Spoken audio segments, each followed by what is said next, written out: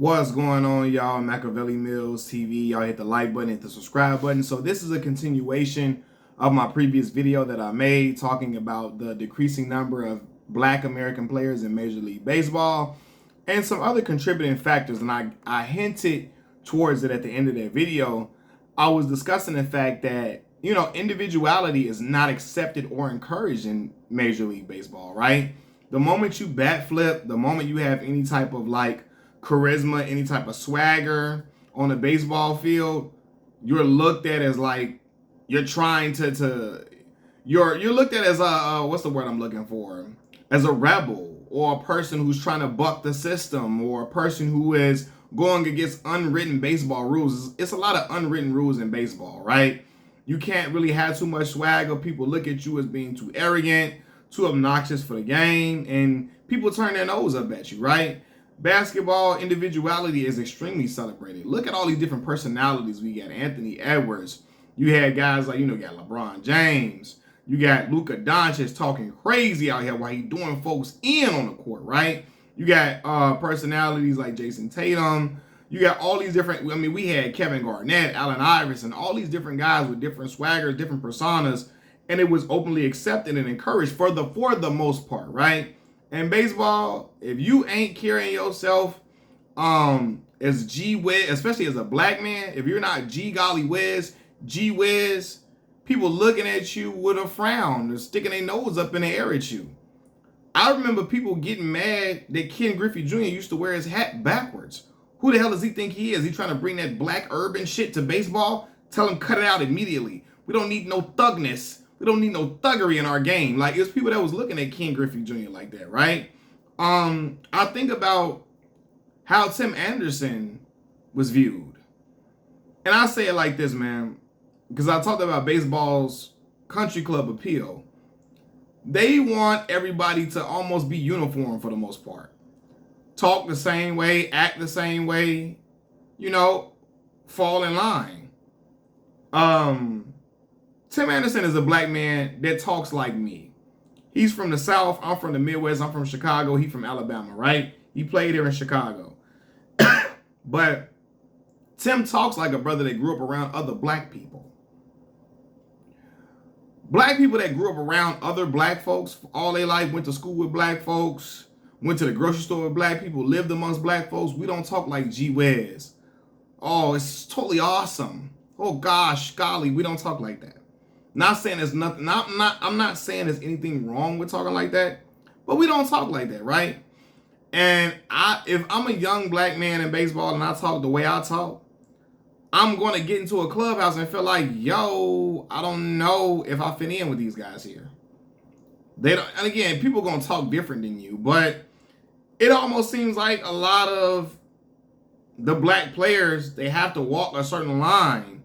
You can't be too urban in your swagger, or you can't be too black. Urban is another word for black, right? It's just white folks use that word to describe black people, urban. You can't really be too black. It's certain swagger that inner city black folks that live around other black people, we have a certain swagger about ourselves. And I feel like baseball, without saying it, encourages black players to tone that down a little bit. And if I'm a young black man, I want to be myself. And a lot of young brothers probably wouldn't feel supported in the league or welcome for who they really are. Right? It's a lot of black players that will be playing baseball that's not G Wiz, G Golly, oh, it's totally awesome. Oh my gosh. Oh my God, it's ravishing. We don't, we don't talk like that. A lot of black people that grew up around other black people.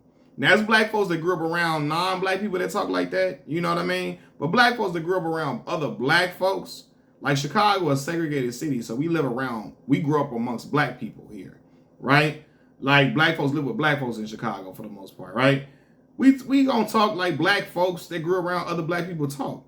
And so I feel like to a certain degree, that is encouraged to be toned down. I look at Tim Anderson, and I feel like I don't think baseball really, really loved Tim like that. They love the fact that he could bring a lot of young black folks to the game with his swagger and his aura and his charisma and his presence, because he made a lot of black folks that don't even watch baseball stop and pay attention and say, who the hell is that dude right there? He remind me of dudes I grew up with in my neighborhood, dudes I could see at the corner store, dudes I could see at the basketball court. He remind me of dudes that I went to high school with. He remind me of dudes that I rode the bus with. He remind me of guys that, you know, I went to church with. Tim, like an everyday dude that I could see in the South Side of Chicago, for real. Regular dude, right? But I feel like Tim wasn't really embraced like that. He was embraced. They probably tried to market him for getting other black players to come to the game. But I don't think he was accepted for who he really is. And I feel like there is a portion of baseball fanatics and aficionados and fans who are waiting for a mishap to occur to trash Tim, right? The moment he started to play, his play started to decrease. They found out, you know, oh, he was involved in infidelity with his wife. Oh my God, they treated him like he wasn't shit. Like he was a scum at the bottom of the shoe the moment his play started to wane off, right? The situation, I believe, with Josh Donaldson and Josh Donaldson calling him Jackie and Tim taking offense to it. You know, it was people that kept calling Tim Jackie, calling him a snowflake and soft because hey, don't call me that. I think it got some racial undertones to that. He was called soft and all that. It's another thing too. Baseball, when I say it's a country club sport, it's a sport where conservatives, that is their rest haven, baseball. Football too. But football is majority black, so even though conservatives love football, to a certain degree, they can't just like their narratives cannot run wild the way it can. The conservative narrative can't run wild the way it can in baseball, because black folks is 5.7% of us in Major League Baseball, right? And I said this too, if I'm a black man, I'm black, of course, right? I'm pro-black, meaning that I support my people. I speak up for my folks when we facing any type of injustice. If I'm a baseball player and I'm doing interviews about Trayvon Martin, I'm doing interviews about George Floyd, I'm talking about it on social media, I know that I would be villainized within Major League Baseball. I know when I go to these ballparks, they're going to boo the fuck out of me.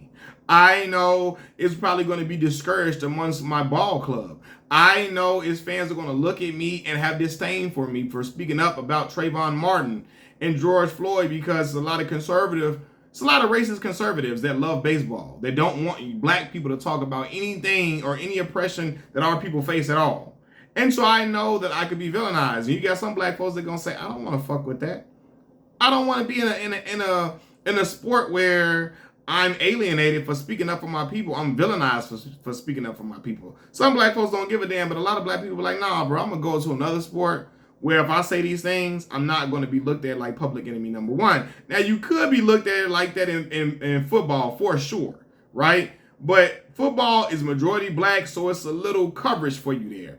Basketball, ain't shit going to happen, because that's a black man sport all the way through and through for the most part. I mean, even though we got foreigners coming in and all that too, but it's made up of mostly black people. But if I'm a black person, that country club appeal, the lack of individuality you can show, the, you know, wanting you to be a G Wiz guy, even if you're not G Wiz golly, you're not a G golly whiz type of guy, wanting you to be a safe black man, some black folks don't got time for that. They don't want to deal with that, especially the younger generation of black men.